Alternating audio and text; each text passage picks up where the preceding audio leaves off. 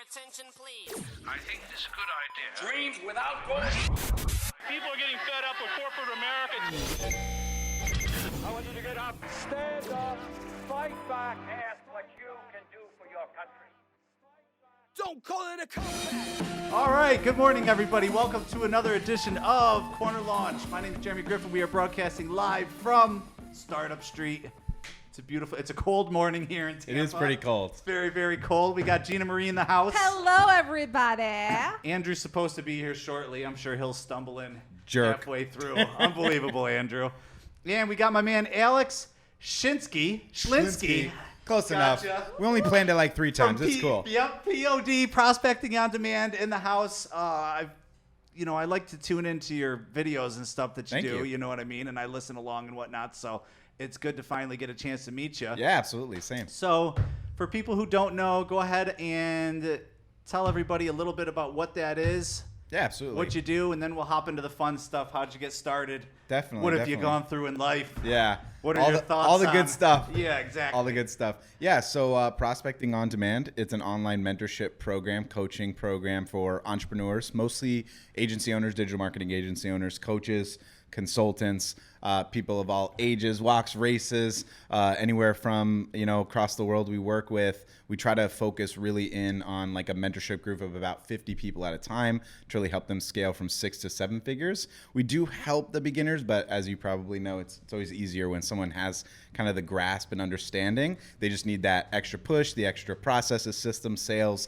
models, acquisition processes, etc. So we help them scale Awesome. online. So that's what we do. Very cool. Very cool. You should. I know. I was thinking that too. I'm like, oh my God, I need to whatever that is.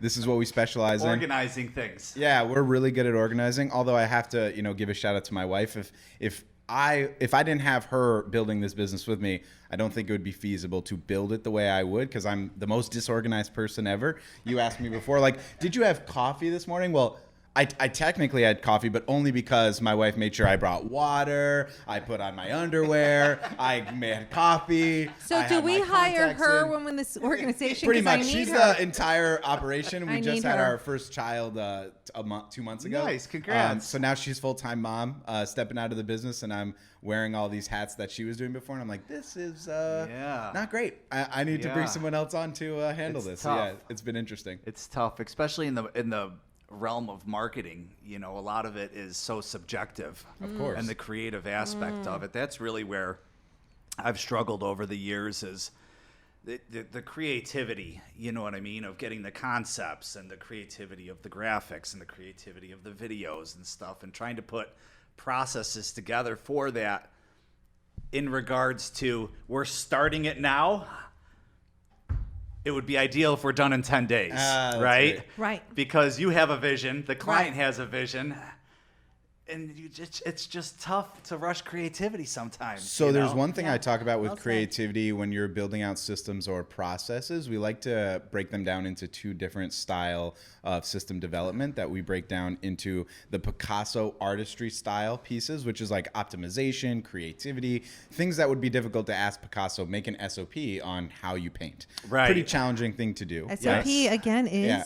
Standard operating procedure, There we right? go. So something I'm that's gonna just break like down step these by acronyms, step guys. what you're going to do, right? Right. And then there's the IKEA furniture type of SOPs. Yes. It's the same thing over and over. You're going to set up the Facebook ad the same way every single time. Yep. So everything we advise is always starting with those first, all the IKEA furniture ones, and then all the Picasso style, artistry style, soft skill style SOPs take the time. Those are the ones that are actually challenging to build. Yeah. We can't help you with legal documentation because we're not attorneys, right? Outside of that, though, you want to get better with client acquisition. We're the best at it. We're called Prospecting on Demand for a reason. You want to ensure you're retaining your clients at least 6 to 12 months. We got your back. You want to build out a better team with A-plus players. We'll build out systems and operations and job scorecards and processes for team meetings. You want to build out a better process to make more profitability in your business by increasing your value ladder. We'll do that too. Yes! So these are the things that we do, very focused on each individual that we work with. I love it. One of the things that I love about you, I've just met you. Hey. Jeremy, really just,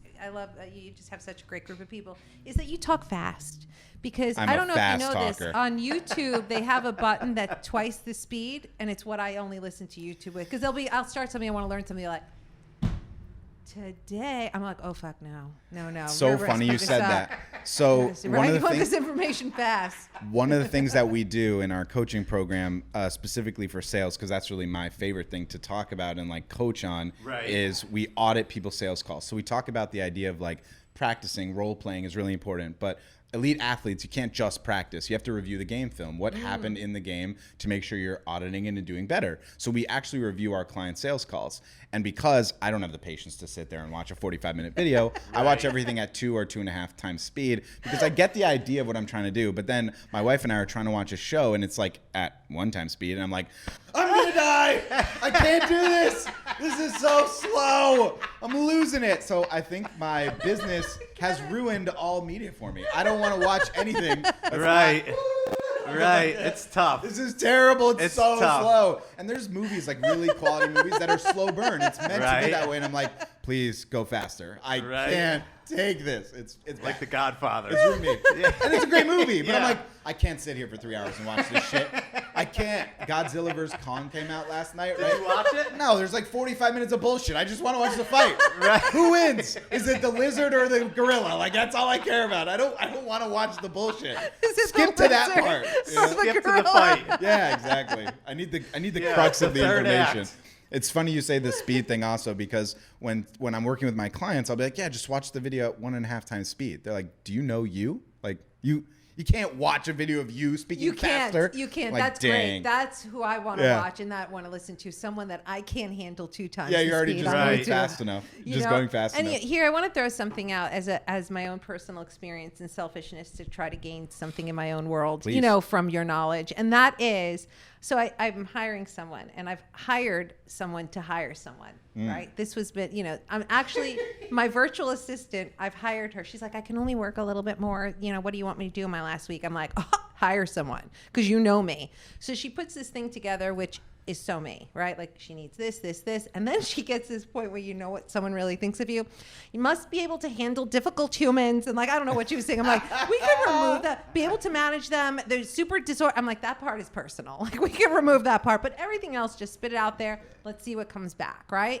But here's the thing. If she's honest like that, you're going to get that person that's like, I think I can handle this challenge. Yeah, but they want to manage you. And managing me is not what I need. I know what I'm doing. I just need to manage my shit. So they come in, they're like, you know what? She needs to be managed. Yeah, not that.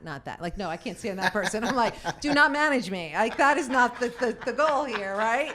Manage my shit, And so... See, it's separating those two that's tough, though. It's very hard, very hard. And I've come to that conclusion.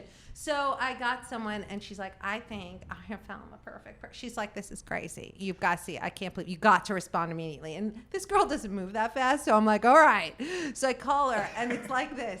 It's like talking to me. Like, I don't even know if I put out there in the entire universe to try to find someone who is exactly like me. I'm not looking for me. I don't know if you know this. Like, I'm not looking for me, someone who wants to be polar opposite. I am looking for someone who, that someone essentially I could handle me. So I'm really stuck on this, right? Like, I'm like, I even tell him, like, I don't know how to handle this, but you're me. I said, what do you look like? I said, do you know what I look like? Because I'm curious to know, do you look like me? So she sends a picture. I'm like, oh my God, you look like me. It was really super weird. So in the whole experience, right, of even trying to get a good team going, from what I just told you, even to how I did it, to who I got, what's your thought process on that? So like hiring is definitely a real challenge. I think there's 2 things to consider. The first one is that there are like an entire business, and I think it's so fascinating, of like placement agencies, right? So there's people that will help you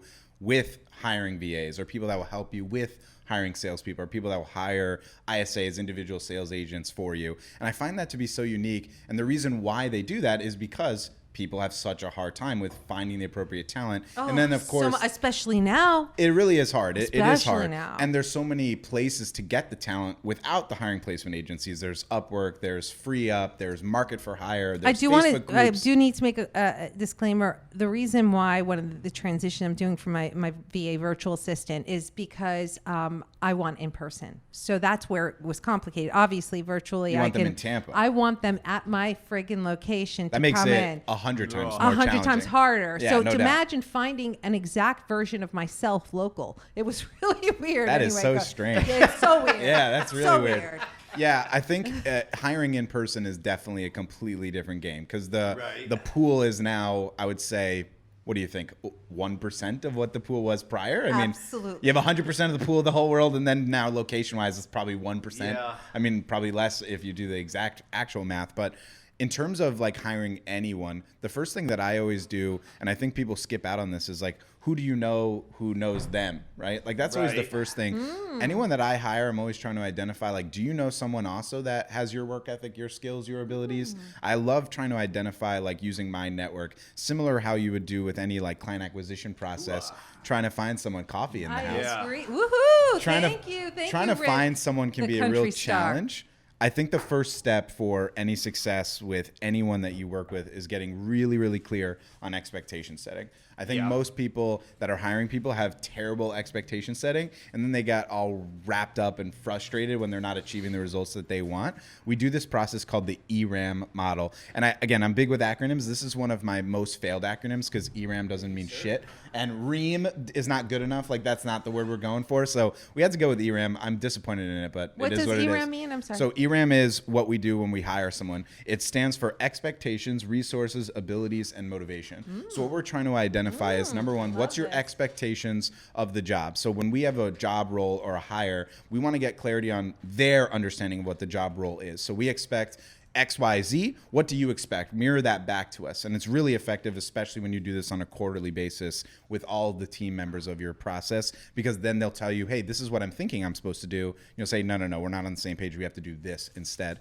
And any new hires, even if they read out the scorecard of these are the expected responsibilities, they're only reading in like a summary version, right? People don't read anymore in detailed versions. So like you can throw like a big FU in the middle of the responses and they won't even catch it, right? Because it's like a teacher grading 100 essays. Like they got to get the synthesis of it. They can't really read each word. Third act. Yeah, exactly. They Like, just all right, skip to jump like to the Godzilla versus God, exactly. Just show me the gorilla versus lizard. Right, That's all I exactly. want to see. That's I all. don't care about anything else. Where's the main point at the end? Yeah, All right, that exactly. was okay. That was a B. Yeah, Next.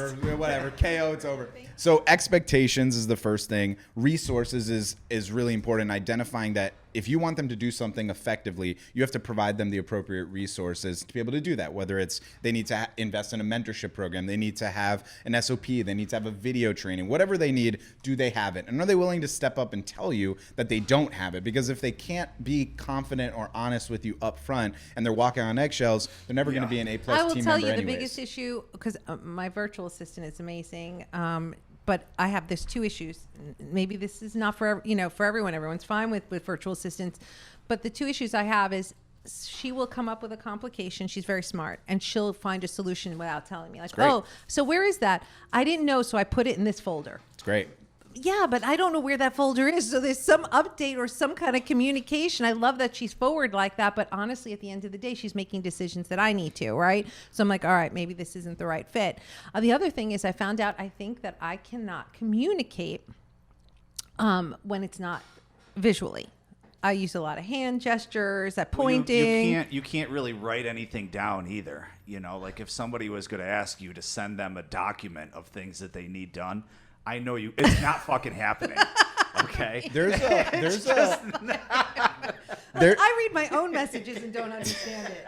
I'm like, did I send that to them to do? What the freak does that mean? So there's a good amount of entrepreneurs that really struggle with note-taking and writing and getting their idea out onto paper. So they hire like a VA just to listen on all of their meetings, and then they write notes for them and execute. It's a really useful model. In terms of specifically your VA kind of doing things outside of what you want it to be, the most important thing is communication. So if you're comfortable with her finding a problem and then making a solution on her own, she just has to log it, and then once a week or once a month or once a quarter, if it's not enough opportunities or things that she's switching, we just identify, hey, these are the 6 problems I identified. These are the 6 solutions. I love it. Just one last disclaimer, and I know that hiring is a huge obstacle for a lot of people out there. So this is like amazing that you have these things set in place that makes sense, and even this like whole ritual, right? That's not so black and white, organic, but it's super difficult right now. And all full disclosure, yes, my VA is moving on to other things, but I was fired by her. She was very kind to leave me on.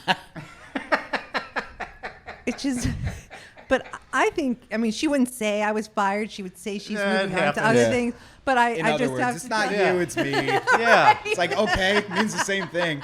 I've had a nice handful of people quit over Yeah, the years. for I mean, sure. it happens, It happens. you know. It's part of Yeah. it. You're not Yeah. going to win with every single person. I was talking with somebody, the other day, and they're like, "Well, I'm having an issue with, a partner and this, that, and the other thing, and what are we gonna do?" And I was like, "Well, just freaking split up." He's like, "Well, I don't know though." What I go, dude, it happens. It happens. Like nobody's going to look at what's going on there and be like, "Oh my God, I don't know." It's amazing how the many company's entrepreneurs are bad at communication. Right. They're afraid to step on like people's toes or anything like Yeah. that. Again, it's Yeah. why this Yeah. ERAM is so valuable. The last two elements are the abilities and then the motivation. So abilities is really three things. I feel like my ability is being utilized here. I feel like you're asking me to do something that I'm not really skilled at. And I also think I could do this thing that you haven't asked me to do. Again, this is allowing This your is team good to be stuff. empowered. Good exercise for us, huh? It allows your team to be empowered. I don't think I've... Raphael. In fact, Yes, if you yes. think that's good, the last one's actually the most important, and that's motivation. And this is super key. The core tenet of prospecting on demand is customer success over client acquisition. That's our core tenet, meaning we really care most about our client success. So like my classic sales model, and it's not bullshit, it's legit. At the end of every call, we're like, look, the number one thing you have to understand is the win is not getting paid today. The job does not end when you pay us now. The job begins, right? Because I Right. think for a lot of people, the job ends when it's like, oh, got the credit card. Who gives a shit what happens next? If they pay the second time, they pay the second time. It means we did something okay, but That's I just an want to get atrocious paid. business Yeah, model. so many though. You know this happens all the time. It's crazy how many people do Because this. of time, So- like where do you put the categories and course. where do you put your energy? But in order to have successful client success, right? Which that was a bad sentence, but you get the Right. idea, right? In order to have good retention, you have to have a great team behind you. Because I can't manage 50 people. It's not possible. It's why I'm able to be here now on a Right. Friday when everyone needs our support on a Friday morning. It's not feasible. So we have 5 coaches on our team. We have 10 people behind the scenes holding us accountable and helping us with traction. And the only way to make sure that we don't churn team members, because churning team members, in my opinion, is worse than churning clients, because trying to get them back up to speed, training them, and all that stuff is impossible. All comes down to the M of ERAM, which is the motivation. How can we as POD help you achieve your personal goals? What can we do to facilitate those goals? What finances do you need? What are you trying to accomplish? What will fulfill you? What will make you feel like you're in alignment with what you want to do and what you believe in? Right. What are your personal motivations for working with us? And if we're in line constantly with their personal motivations, either on a monthly basis or a quarterly basis, and frankly, once you work with someone for 6 months, you Yeah. get it. You already understand you can do it quarterly. Yeah. Then you really know what makes them tick. I love that. Not just the money, but Yeah. what they want to do with that money and how you want to help them. Because So that's where you really see the valuable. strength. You see people really come up to. It was really funny. Like my virtual assistant's very like, okay, I guess I'm doing this. Like she could see it. She's not in it to win it, right? She's doing it. There's no value to that. But when I asked her to hire someone, she lit up. I don't know. Apparently, it's like where I guess replacing herself was very motivating. But funny. nonetheless, she was like, whoosh. And the skill set came out. And it made me realize, like, whoa, where did this come from? Super organized, super, go-getter. This is how we avoid pigeonholing people, right? Like, I hate feeling pigeonholed. Yeah, Like, I think a lot of exactly. people that watch me online are like, oh, Alex coaches sales, because that's my thing that I really talk about a lot. But I don't like to be pigeonholed when I am more than capable of talking about offers or esoteric value of anti-hustle or whatever it might be. Like, I like talking about a lot of different Ooh, things. anti-hustle.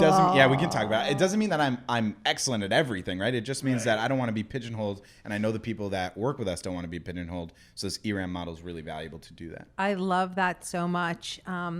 So what's this anti-hustle? Because we're always told to hustle, hustle, hustle. So what the heck is the The anti? opposite of this guy. And you mentioned When he Grant meets- Card. This is just my personal opinion. I don't mind saying it. I think Grant is the biggest asshole in the world. Like, I don't just think so straight up. I think he would understand that you said that. and it's fine. It's all good, right? It Yeah. doesn't mean that he's a bad person or Jordan Belfort's a bad person or Gary Vee is a bad person or they don't provide great value. There's Right. definite value they bring. I just think I don't think they either. I don't know. Either they realize it and don't care, or they don't realize what they're doing and how much they're hurting human beings. Not even entrepreneurs, just human beings. This mindset of like you can never turn off the clock. Work is the only thing that matters. If you're not growing, you're moving backwards. Like all these bullshit memes about billionaires and all this stuff. Like it's so insane. Like, it makes you not realize what's actually important. Like, to get super real with you for a second, I'm 29 years old. 22 weeks ago, I had open heart surgery, which you can see on the video here is my pretty insane scar. Like, I don't give a fuck what Grant Cardone or Gary Vee has to say when I'm in the hospital waiting to get, my chest opened up by a surgeon who says, you're going to live, but I'm afraid that I'm not going to wake up again, right? Like, the idea of being so concerned about always having to get to the next milestone is such a dangerous thing, not just for entrepreneurs, for human beings. The best metaphor that he used is outside of entrepreneurship to get people out of the mindset. Because when I talk about anti-hustle and talk shit on Gary Vee or even Tony Robbins or Grant Cardone, people get really in their feelings. So I like to move it into a completely different sector to give them a feeling of really what I'm trying to express. If you are a person who's overweight and you go to the gym, okay, because you want to lose 100 pounds, I would all estimate that it would take Why at are you least... looking at me? No, I'm looking at everyone. Did That's anyone not what I'm notice that saying. too? Do I? Someone tell me. I'm sorry. Go, How long do you estimate it would take to lose 100 pounds? 6 months? I don't know, but something like that. Forever? A while, right? It would take That's a while. a person. It's not right away. Right. It's not right away. Does that person that wants to lose that amount of weight hate themselves every single day until they lose that amount of weight? Right. I don't think that's a reasonable or healthy thing to do. I agree. Because it's going to take a decent amount of time. It's the same thing when someone is being told by Grant, like, if you're not at 100K a month, you're a failure, and this person's at 10K a month, which is great. They have a 6-figure business. Congrats. Right. You put in a lot of work. And now the only thing they can think about every day is that they're not at 100K. They have to move faster. They have to go farther because some asshole told them to do that. Instead of just being like, can't I be happy right now? It's very strange to me how many entrepreneurs I work with, and I'm sure you guys have heard this before, that really don't like what they do, are really frustrated with their growth, or not super satisfied. It's like, you're the fucking boss. Yeah. Why are you so stuck on this? Like, well, because Gary said so. It's like, man, I go me back off. and forth on that, to be honest with you. And I'm, there's a lot of things in my life when it comes to business and stuff that's a little contradictory. Like, half of me is as always, in any person, by the way. Yeah, right? I mean, half of me is always, fuck the money. I don't care about the money. I didn't, I don't grow up like that. And then the other half of me is like, no, man, you got one shot to build something freaking awesome. What else are you gonna do? For sure. You're just gonna get in trouble forever. That sounds so fun. right. I've already done that. So I go back and forth on that a lot, and especially with the hustle thing, because it's like, it's so bizarre. Like, I was watching The Last Dance with the Bulls, okay? Yeah. And they, and the thing that stuck with me was when they were talking about Jordan and his ability to stay present and understand the present moment better than anyone. That's great. Not looking back, not looking forward, looking right here. And that's like, that's valuable in the day-to-day life to understand where you're at and enjoy the moment, right? Because that's something that, I hear a lot. I'm sure you hear a lot, even every if you're, day. Enjoy the moment, enjoy life a little bit, blah, blah, blah. But then on the other side of it, you've got go. Let's go. And if you really want to build something monumental, like win a championship in basketball, right? You have to get obsessed with it. What's up, buddy? Hey. Over here. Yeah. You have to get obsessed with it. You know what I mean? So it's kind of one of those things that I'm just always back and forth on, where it's I like, think this is totally normal, though. It's towing a fine line. I don't think it's hypocritical or anything. I'll give you a great example. We have a shirt that says "Go fast and break things." How can I say that and then also talk about anti-hustle? So it's that there's a time and place for everything. There's a time and place for everything. I think you're allowed to say, "I want to go fast, break things, find obstacles, identify the obstacles. The obstacle is the way. Work towards achieving it." It's just a matter of the mindset for it. The reason I go with the anti-hustle is that I think 95% of the people that are always working so hard are hating themselves about it. Right. What is the purpose of that? I don't see any value to that or any redeeming qualities to that. Right. I feel like you're trying to achieve some goal that's never going to be there. My favorite example of this is the Ultimate Fighting Championship. I used to also be a media member for the UFC, right? These people, the Dolphins get it, and UFC. And UFC, yeah. Okay, let's talk about that. We'll talk about it in a second. This, okay? So if you guys watch the UFC, these people are literally beating the shit out of each other. If there was not a ref, it would be to the death, right? There is a ref, thankfully, so it's not to the death. I would be interested in a series with no ref. Yeah, I mean, if we can go back to Rome all the way back in the day, we could see it. And we might end up there, okay, with the way things are going. It's possible. So these people are fighting to the death, essentially, right? And then after the fight's over, the guy wins the championship, right? It's incredible. It's an amazing moment. What's the first question every single time? Who do you want to fight next? It's like, dude, what the fuck? fuck? I just fought for 40 minutes. My face is bruised. My eye is falling out. Who's my next? arm broke. Like, what's next? It doesn't matter. Everything is always about what's next. Right. Every video is about what's next. How do you make the next sale? So this problem, again, in this business is like, I don't care about clients or client retention. I care about making the money. I care about getting the next success. That is what I'm anti. That's the model. Gotcha. I'm not anti moving fast, trying to break barriers, trying to achieve incredible things. I'm talking about enjoying it and moving fast. I love that. fine line move is really fast, challenging. Was it move fast and break Go things? fast and break Go things, fast. yeah. I mean, I agree. I struggle with some of that too, like with just kind of go. You and I, that kind of mentality. It's the gift and the curse. Yeah. You know what I mean? And that, like, when Yeah. you're wired like we are, you're just naturally go, and that's 100%. why you are where you are. But you have to realize at some point it does become a little bit unhealthy. Unquestionable. It's You know, detrimental. you've got But you have to freaking know it family yourself. and- Right. It's a personal thing. It's a personal And thing. a question to you though, because with COVID, we have a little bit of a shift and change with people kind of being very complacent to a certain degree. Like, hey, a lot of people looking for work. Not many want to work. Now I say this, not it's I a know what you're saying. generalization, but just with COVID people time. Yeah. with people having a big struggle with hiring. This is a huge complication, right? So we have this, like, you almost don't. You want to be like, yes, go, Yeah. get that. It's interesting that you're talking about complacency. It's such I feel like there's a trope in entrepreneurship that being complacent is a bad thing. When did complacency become a negative connotation? Like, it's a bad thing to be present? Like, it's a bad thing to be okay with where you're at? Complacent doesn't inherently mean that you're not going to move forward. It just means that you're happy. You're satisfied right now. Interesting. And I hear- don't understand. And people have a hard time understanding that. And They I'll think talk- it's a negative connotation. Right. And I talk to, I get people that, I'm out and around and whatnot. And, hey, what do you do? And this is what we do and blah, blah, blah. And why don't you come into the shop and talk, And sometimes they're like, the business is running good. It's all good, And it's like, That's not what I was asking for. Right. But it's like, that's good. That's fine for them. They're not, okay. Don't you want better? Let's try to double your sales in the next year. Like, there's a decent amount of business owners out there that are just like, no, it's running smooth. Yeah. I don't have to, I'm putting 20 hours a week in. I'm making $200K a year net, you know what I mean? And it's running smooth, and I get to spend time with my kids, my family. If they're happy with that, there's Yeah. nothing wrong with it. We only get one of these lives. I mean, regardless of your beliefs or whatever, right? But like most people, I would think, believe you only get one of these opportunities. So just do whatever the fuck you want. That's reasonable and fair and not inappropriate to other people. I think that's Right. the easiest way to go about it. I need So to if you're stimulate happy, my it's brain. good. Like, I get somewhere and I go, now what? Now what? But I love this. Doesn't that This cause is- anxiety at some point where it's just Yeah. like, it Yeah. always has to be the next thing? The worst anxiety.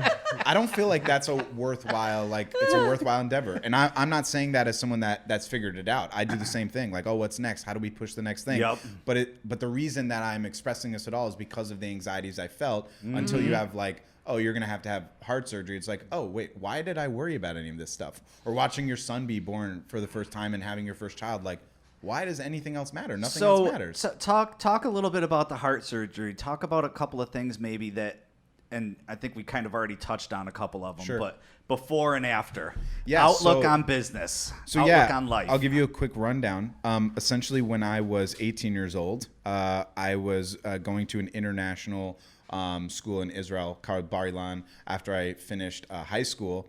And I was going to take a gap year. And before you go, you have to do like a physical. And I went to the doctor and they're like, you have a heart murmur. And I was like, what? Huh?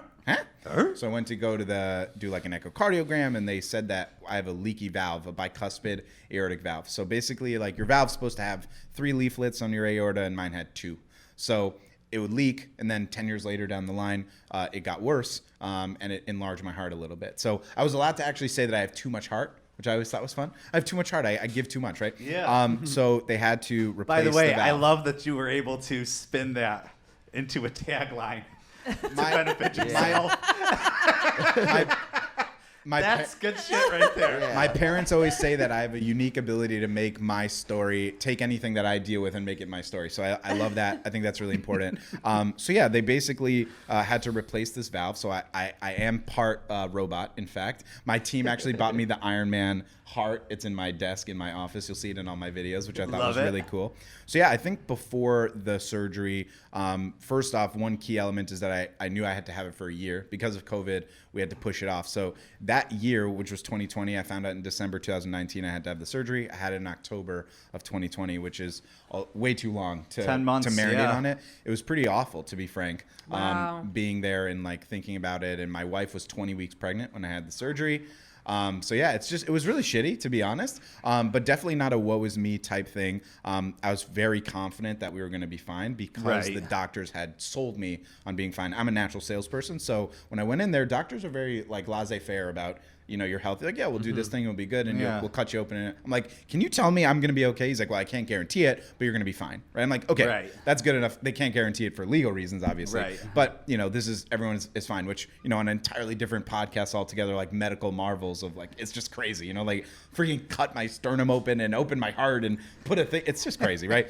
But I would say the biggest shift was just, I think, just very transparently, I think I spoke a lot about this esoteric anti-hustle stuff, but I was hypocritical to myself, like you're talking about. Like I would still be like, what's next? And I want to fight harder. And like, there's a difference between the person that's behind the camera and then the human being that I am outside. And I think part of the reason that I'm so passionate about the anti-hustle is that I want to embody that, but I wasn't embodying that, like you were talking about just Right. now, right? And then I think after the surgery, it's just been easier to embody it. It's just been easier for me to feel comfortable to say, nah, I'm just going to take today off, or no, I don't have to hit this milestone. Or, Right. no, I don't have to make POD in a $150,000 a month business. It's good at 100.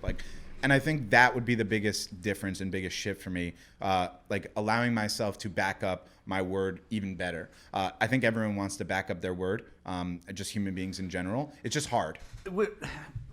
Something that I've said a few times that people, it kind of catches them off guard a little bit is when you're going through that's a pretty challenging thing to go through. Yeah.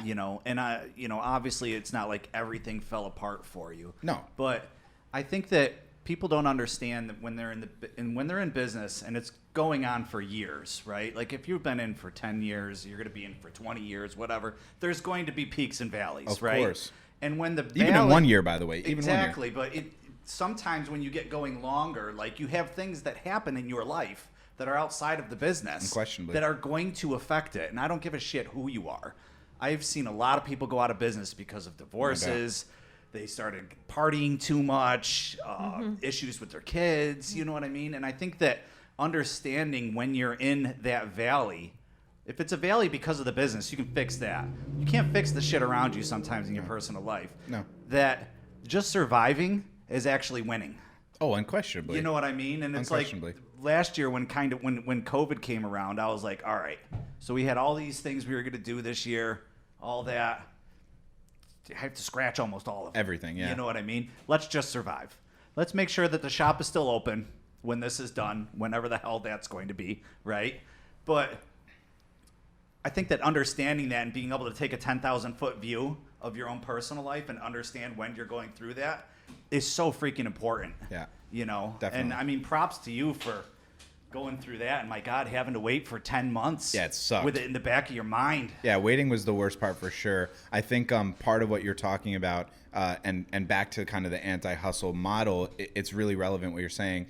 The finish line is usually not a sight for most people. Like they don't really know what they're trying to build. Right. They're just playing like infinite game, and because of that, they're like moving in 1,000 different directions. They don't really have any like legitimate progress. Yeah. It's actually what better is winning, right? Yeah. It's so much better to make actually a millimeter of progress in one direction than it is to make no progress in 100 directions. And I think people forget that over time. The easiest way to do it is to define the words that are so commonly used as tropes, like success. Okay, what does success mean? If all of us right now on a note card wrote success out, there might be some similarities, but each one of us would have a unique difference that would make it special to us. And that's what we would personally define as success. Or happiness. What would that mean to you specifically? Or fear. What does that mean to you specifically? One of the most valuable things that I was told about being fearful about the surgery was writing down and like journaling what I was fearful of. And obviously in the worst case scenario, of course, was dying, right? And then if that happened, what would happen? Nothing, because it's out of my control and that's it. It is what it is. Yeah. Right? So if you actually journal out like what these things mean to you, you'll have a better process of working for yourself and building something for yourself, not because someone else told you to do. And that's, I think, Very what I was really interesting. looking for. And then take that list to a therapist. Yes. Because some of our Exactly. lists are going to be a little weird. For sure. Of course.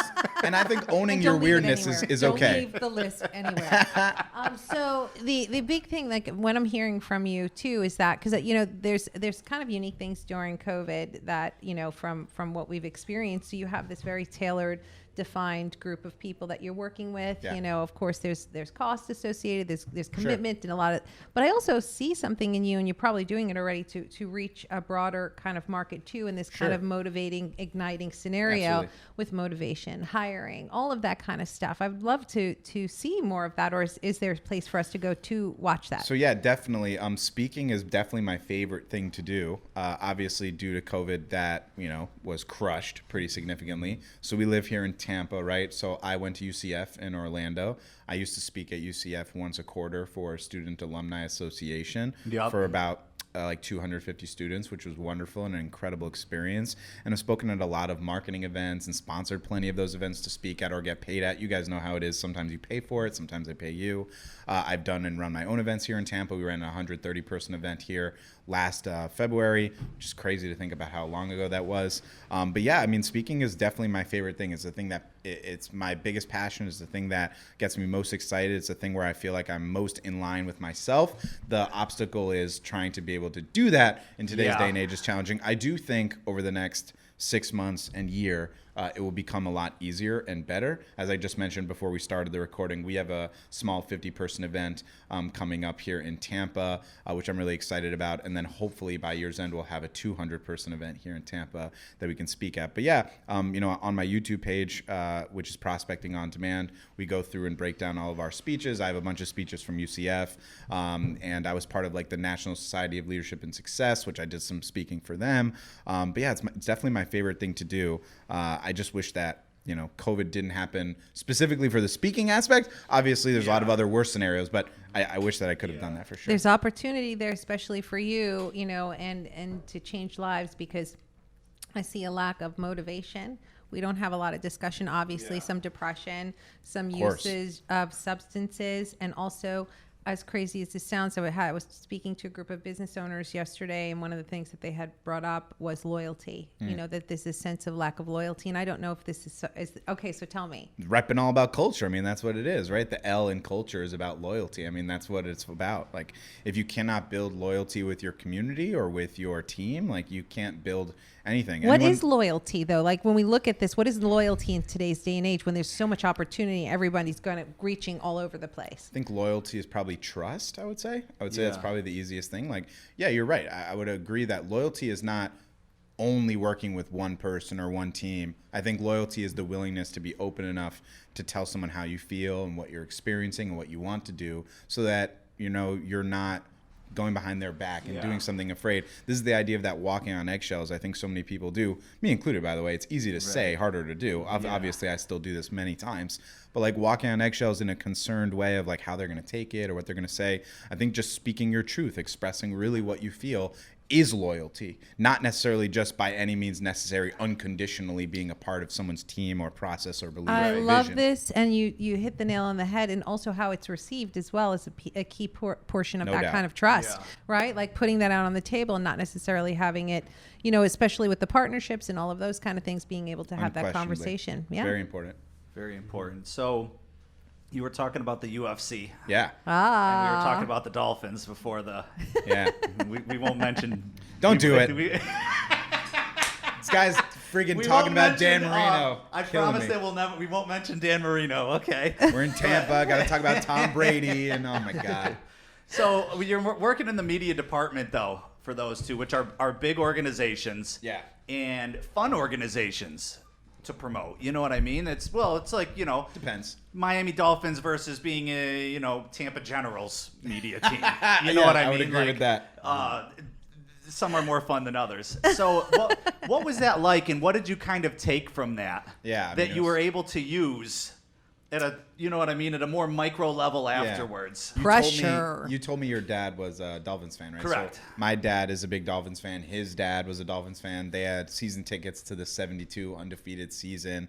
I just grew up in a household of crazy sports fanatics. So I am definitely the stereotypical, prototypical, insane sports fan. The person that you see now is not the same person that watches the Miami Heat on a nightly basis or the Miami Dolphins on a weekly basis. I am absolutely crazy. I don't watch games with anyone else because I take it way too seriously. I have no control of my emotions. I can't handle it. So the interesting thing was you can't cheer when you are a media member. So that was definitely the most challenging experience for me. And self-discipline, I wouldn't say is my strongest suit. To be fair, like Oreos in front of me, I will eat the whole box easy. Yeah, no sweets. problem.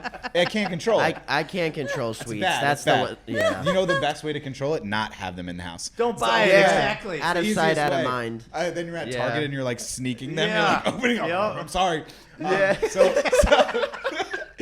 So basically, I would say self-discipline was something that I really learned, and being professional in a sense that I had never been before.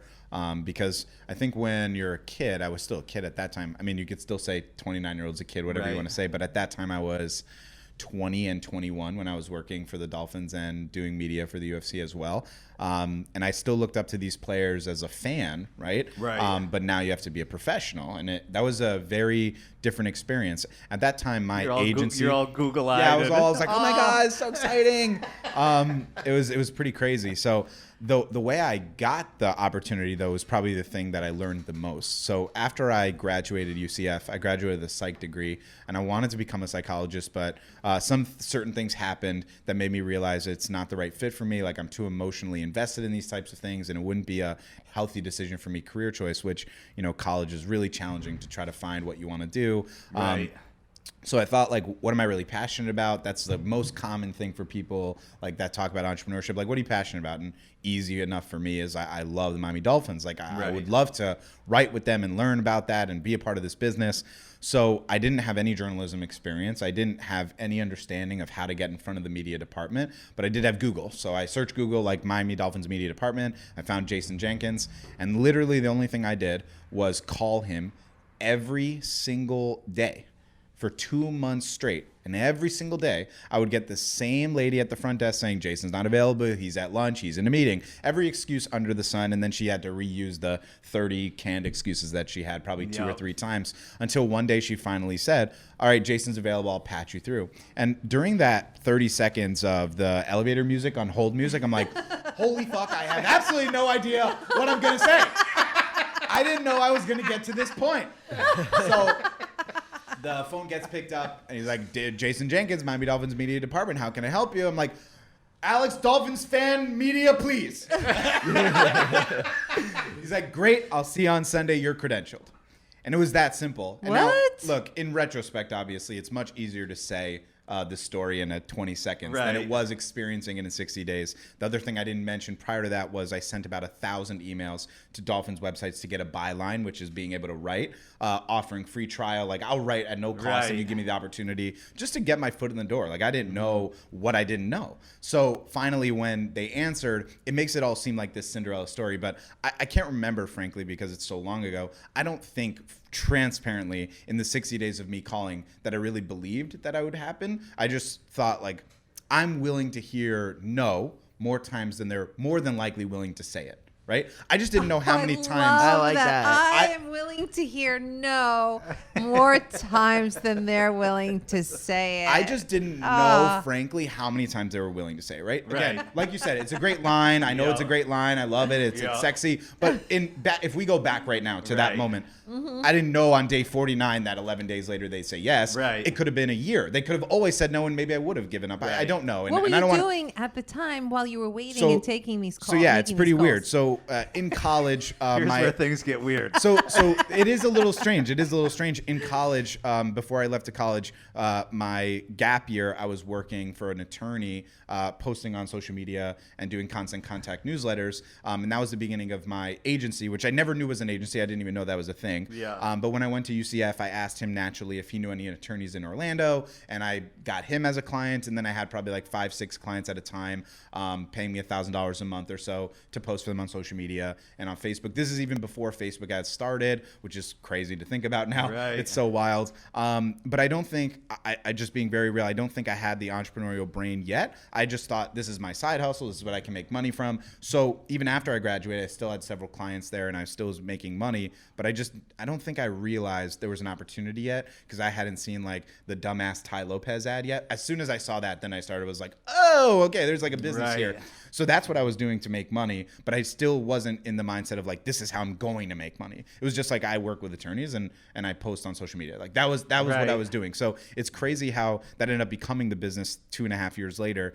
Because once I got the job with the Dolphins, one of the most important things my parents would always tell me when I was younger that I think I resented, frankly, was like, you can do anything you set your mind to. And like a child and a teenager's like, I can't fly. I can't jump off the Empire State Building. Like you're just being an asshole, you know? So, right.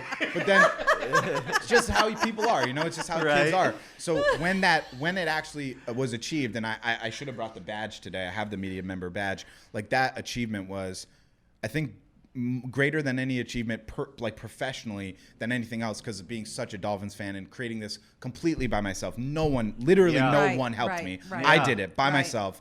And it really gave credence to what my persevering parents and following up. exactly. Right. It gave credence to my parents' line of like, you really can do anything you set your mind to. And it really empowered me to feel like I can accomplish anything. So I wanted to become a media member, work in Sports Center and all that stuff. I think pretty quickly after like 1.5 years of working with the UFC and the Dolphins, just realized like the amount of time it takes to make the amount of money you want to and the amount of bullshit you have to deal with wasn't something I was transparently willing to go through. Plus, being a fan, in my opinion, at the time was better. Like I said, you can't Right. like you can't cheer and stuff, and that's like what I love about being a fan, being a psycho. Like I'm a crazy person. Yeah. So like being there and being like very reserved, it's just I'm not reserved, as you can see. I'm not a reserved person. So like to be reserved and be professional, always watching sports, like it was pretty challenging for me. Obviously amazing, great. What's Granted. the weirdest thing? What are a couple of funny or weird things you saw? Do you want me to go into this? Yeah, go during the Dolphins. I mean, look, like the amount of dicks that you see is not it's told to no one tells you. NFL locker rooms, they don't care. Just like walking around. You didn't know that you were gonna get that? Dicks hanging out. Yeah. There's no towels? Like, what the fuck? They're doing interviews. They're showing their, Right. from here up. They're naked. Yeah. Like, I didn't know this. I didn't know that I was going to see this part of Cameron Wake. Wow, that is, talk about Wake, like I didn't realize. So yeah, I think that was probably the craziest thing.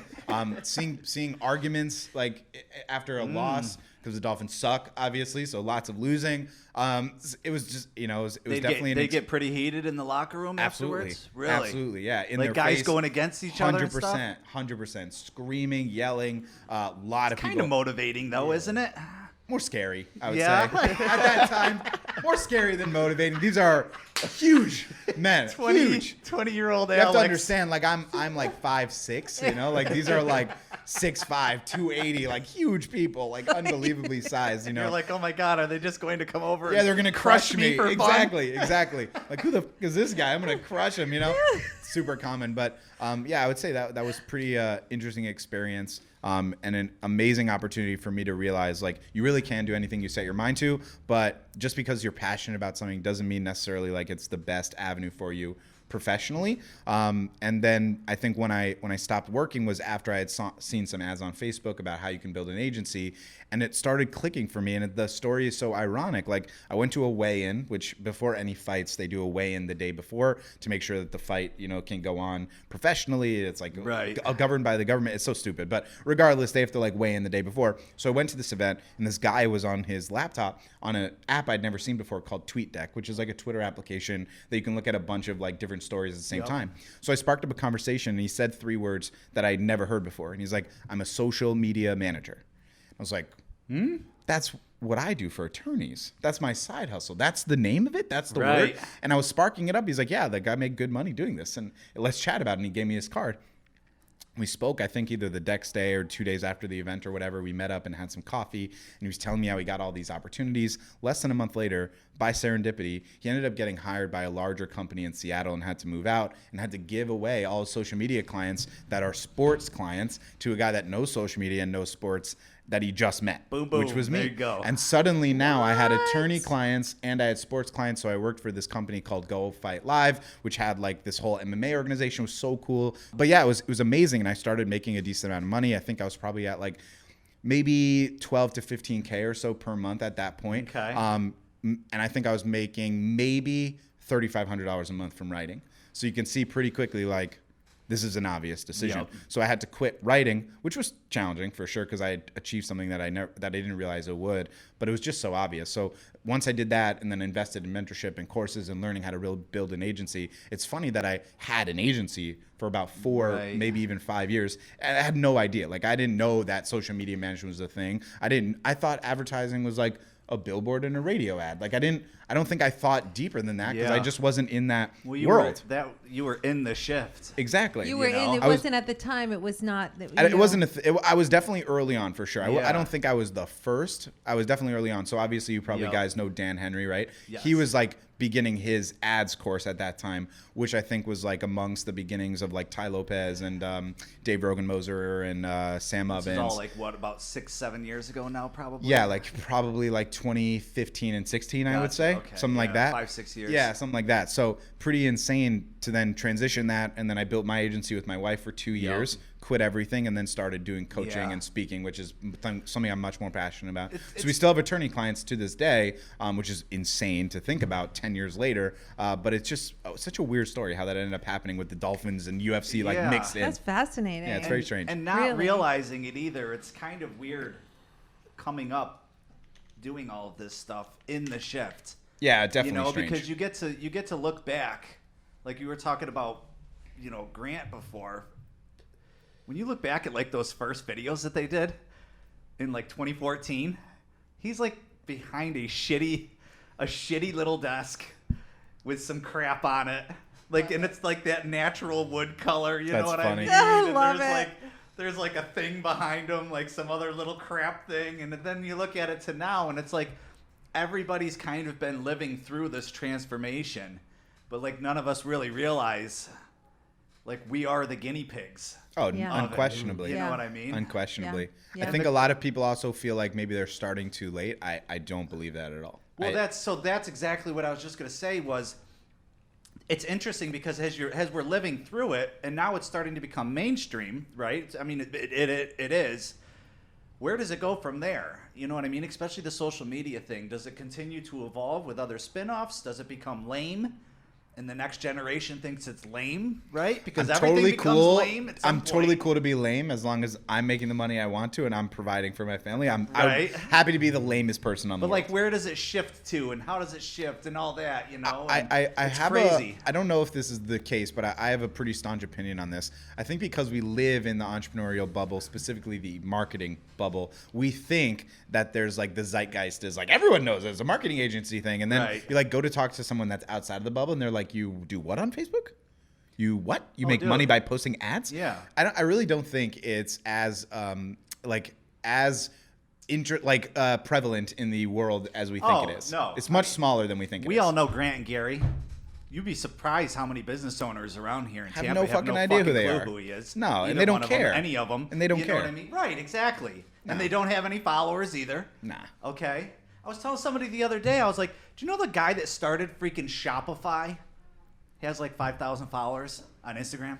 He Wow. started Shopify. Okay. Wow. It's crazy. He's the e-com guy. A Wow. publicly You know? traded company. Wow. Four Rivers across the street here. The guy that started that, I don't even think he even has an Instagram account. He's got like 15 restaurants. The guy's a freaking gazillionaire. You know what I mean? So like for us in our bubble, you're right, it becomes this thing. Yeah. Well, for the rest of the business world, or even, I think the general public Have no is idea. you know what I mean? No. But I think they might even be a little more engaged in that stuff than a lot of corporate America. Unquestionably. It's just. I think it changed more with coronavirus. I think it sped it up because there had to yeah. be like way more online Yeah. than ever before. Forced everybody. Yeah. So like during the growth of my marketing agency specifically for attorneys, it's so crazy how many of them were still stuck in like 1980s or 1990s, Yep. like having their paralegals literally do like paperwork and stuff, which is such a low operational efficiency model. Like it takes so much time, and then to find like case XYZ, like you have to go into literally a file cabinet and like what year are you in, bro? It's Yep. 2015. What are you doing? Oh, yeah. Right? So like we teamed up with a CRM and we helped them like build out a better operational model, and we made a good amount of money with that and saved them all this time. But what do you think really happens? Like a large percentage of them are like, I like this, but I don't get it. So I'm just going to do Right. what I do. And some people are stubborn that way, and that's Yep. okay. It's not like they're bad people or anything. It's just Yeah. like you're not moving fast enough for Right. the world that we live in now. But I think this past year forced even the most uncomfortable people to move a little bit faster with 100%. online marketing and being present online and having online presence, because it's so challenging without it, and you really desperately need it, especially now more than ever. Yep. No, I 100% agree with that. You got anything you want to add to any of this before we get wrapped just up? simple. One thing I can bring out to the people that are all listening, to the people. To the people. Your background on Zoom is important to all of us. We have to look at you. I'm so tired of seeing the beach background. I'm really tired of it. I'm like, okay, I get it. I've seen this 300 times. It's not funny anymore. No, I'm really at the beach. No, you're not. It's okay though. But I'm all right. getting a vertical monitor, Okay. monitor with a floor stand to put up in here so that co-hosts and guests can zoom in. That's dope. And, you know, like on ESPN, how like Yeah, you yeah, have the for one sure, guy for and then sure. the other one's just a screen, but it looks like he's there. Yeah, yeah. That's what I'm trying to do. That's cool. So we can Nice. experiment with the backgrounds Oh, with I that love and whatnot. it. Let's because do it's it. very so like the reason why I like it in person is because it's just more engaging. You know what I mean? course. The emotion's better. But why all don't we that. It have was- backgrounds like I'm talking and I'm in a professional meeting and some guy just walks naked behind me? Like, wouldn't that be hysterical? That'd be like, great. Just kind Well, of like, we could just oh. strip Rick down and do that right now if you want. It'd be Here like we go. he's in the media. It's like he's in the Space. locker room all over again. I feel like it would be Alex, interview him real quick. How'd the game go, Rick? the best Zoom background would be like a prison cell. That'd be hilarious. Why has There no we one go. done that? Yeah. That one's Yeah, good. there we now we're launching into our top fears like we were talking about before. Okay. But yeah, so I'm going to be trying to do that here pretty soon, and I think that'll be a lot of fun. And then It like is we cool. can start zooming people in from everywhere, as opposed to just being stuck here in Tampa. Because there's so many people that are like, "Yo, I love what you're doing," blah blah blah, all that. How do I be a guest? And I'm like, "Come to Tampa." They're like, "Fuck, man, come on," you know. So we'll see. We'll give it a shout. We'll give it a shot. You got anything you want to add there, Mr. Quiet? Strolling in? yeah. Strolling in 20 minutes later? Yeah. So what you're doing with like the whole social media marketing? Sorry, I did stroll in a little bit late. You're So do you do Facebook ads for pretty much just a whole group of companies, or is it just based off like some like? 'Cause we were talking about sports for like the most part that I was here. Is it mostly like a sports related business, or is it No, all so I moved businesses? away from all the sports related stuff in about 2017, mostly due to the passion model, but also there's just not like enough money. Yeah. And then also the biggest company I was working with got bought out by a much bigger company, and I didn't get the opportunity to be the CMO there. Yeah. So that that Right. happens. Part That of it does happen, Does yeah. happen. But my agency's focus is 100% attorneys only. Just attorneys. Okay.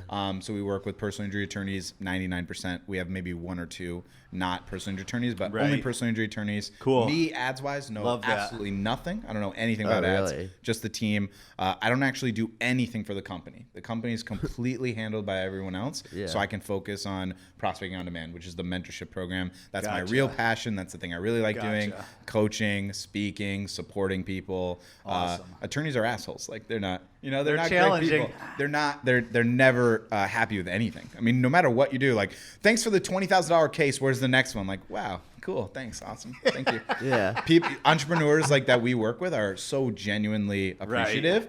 The amount of like literally just amazing appreciative messages, it makes me feel good. And I'm Yeah. a super Yeah. emotional person. Yeah. I do wear my heart on my sleeve. Like I said, I had too much heart. That's my Right. line, Yeah. right? But like it just feels nice. It feels good to help people. I'm not saying every single day it's great. Obviously, there's plenty of people that are annoying as fuck, but Yep. it Yeah. is a really amazing thing, and I'm super grateful for it. Humans It's are an going to awesome human community. to a certain Of course, extent. of course. Yeah. Me too, by the way. I'm certainly not perfect. Sometimes I'm hard to deal I'm with. very far from it. Yeah, Yep. sometimes I'm Lived a hard to deal very with. interesting life up until this point. Yeah. So people who want to get a hold of you, where do they find you? Yeah, best way is prospectingondemand.com. Easiest thing to do is find me there because trying to spell my last name can be a challenge. It's Alex Schlinsky, SCHLINSKY. Yeah, 4 consonants in a row. Pretty crazy. But yeah, that's where you can find me easy, prospectingondemand.com. Awesome. Appreciate it. Yeah, well, absolutely. guys, everybody listening, everybody watching, I appreciate it. Make sure you like, subscribe, all that good stuff. Feel free to reach out. Till next time. Boom.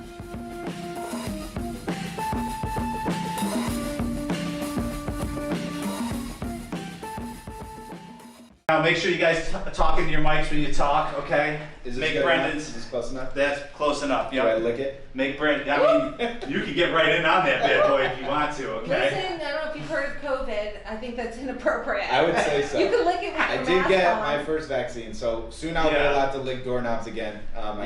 We've been doing it since Yeah, day one. can't wait. I was in an axe throwing competition with Amber's team from Tiago Title. Oh, There's wow. like 30 people there. It's at Ferg's, freaking disgusting cesspool. And everyone's like, funny. oh, what about cleaning the axes? And what? I grabbed one of the axes, just licked the handle, put them all over. I was like, there you go. There's your sanitation. Throw the fucking axes. You just paid $400 for this fucking event. Start throwing axes.